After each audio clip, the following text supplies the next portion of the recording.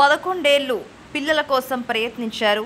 చివరికి ఆ కండిషన్తో నజరియా ఫాహద్ విడాకులు తీసుకుంటున్నారా అంటే సుందరానికి సినిమాతో తెలుగులో హీరోయిన్గా చేసిన నజరియాకు ఆ సినిమా కంటే ముందే తెలుగు రాష్ట్రాల్లో అభిమానులను సంపాదించుకుంది. రాజారాణి సినిమా ద్వారా తమిళ ఇటు తెలుగు ప్రేక్షకులకు దగ్గరైన నజరియా చిన్న వయసులోనే యాంకరింగ్ కెరియర్ మొదలుపెట్టిన నజరియా ఆ తర్వాత హీరోయిన్ అయింది. హీరోయిన్ అయ్యాక 18 ఏళ్లకే పెళ్లి చేసుకొని సినిమాలకు గుడ్ బై చెప్పింది. కానీ మళ్ళీ సినిమాల్లో నటించిన ఆమె తన భర్త ఫాహద్కు మధ్య చాలా ఏజ్ గ్యాప్ ఉన్నా ఇన్నాళ్ళు అన్యోన్యంగా ఉన్నారు.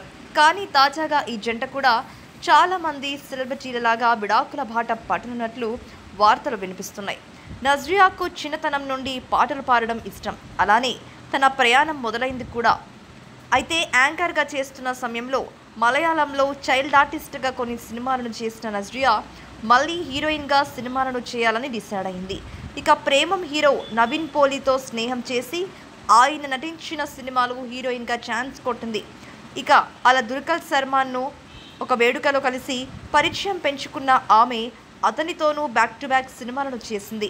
ఇక నవీన్ పోలీ, దుల్కర్, ఫాహద్ ఫాజిల్ కలిసి చేసిన బెంగళూరు డేస్ సినిమాలో నటించిన నజరియా అప్పటికే వేరే నటితో బ్రేకప్ అయి డిప్రెషన్లో ఉన్న ఫాహద్తో మాటలు కలిపింది. ఇక దుల్కర్, నవీన్ ఆమెను ఫాహద్తో బాగా మాట్లాడమని ఎంకరేజ్ చేయడంతో తన సరదా మాటలతో పడేసింది. ఇక బెంగళూరు డేస్ సినిమా విడుదల సమయానికి ఫాహద్, నజరియా ఇద్దరు ఎంగేజ్మెంట్ చేసుకున్నారు. నజరియా ఇంట్లో పెళ్లికి మొదట్లో ఒప్పుకోకపోయినా పెద్ద స్టార్ హీరోతో పెళ్లి చేసుకుంటే సెటిల్ అయిపోవచ్చని నజరియా చేసుకోవాలని డిసైడ్ అయింది. ఇక ఫాహద్ ఇంట్లో పెళ్ళయ్యాక నజరియా నటించరాదనే కండిషన్ మీద పెళ్లికి ఒప్పుకున్నారు. కేవలం 18 ఏళ్లకే నజరియా 32 ఏళ్ల ఫాహద్ను పెళ్లి చేసుకుంది. ఇక పెళ్ళయ్యాక తన భర్త సినిమా ప్రొడక్షన్ పనులు చూసుకున్న నజరియా నిర్మాతగా సినిమాలను నిర్మించింది. ఇక కొద్ది రోజులకు మళ్ళీ నటించాలనే ఉద్దేశంతో భర్తతో కలిసి కొన్ని సినిమాలను చేసిన ఆమె అత్తారింట్లో గొడవలు పెరగడం, ఇంకా పిల్లలు లేరని ఫాహద్ కుటుంబం ఒత్తిడి తేవడంతో విడిపోవాలని డిసైడ్ అయినట్లు తెలుస్తుంది.